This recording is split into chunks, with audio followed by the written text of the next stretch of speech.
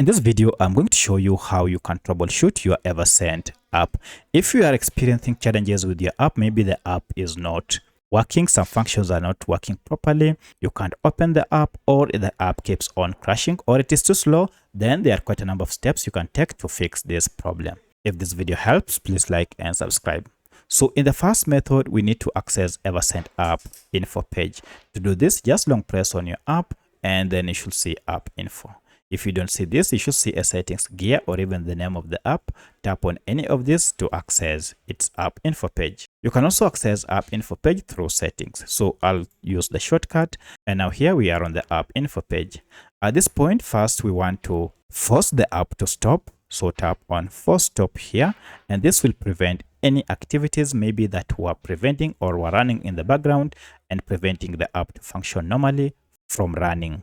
Then head to clear data here and tap on it, then choose clear cache and finally OK.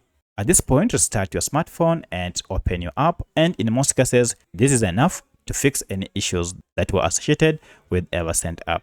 However, should this not work, then go again to the app info page, and this time around clear all data by tapping on clear all data here and then OK. But should this not work, then you need to go and look for any update either through Google Play Store or App Store, and then update your app to the latest version.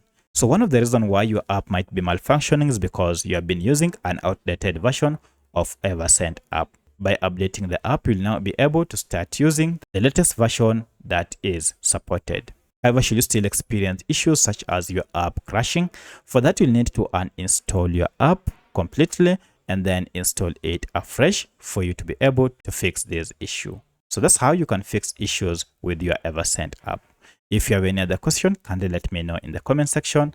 Otherwise, thanks for watching and let's meet in the next video.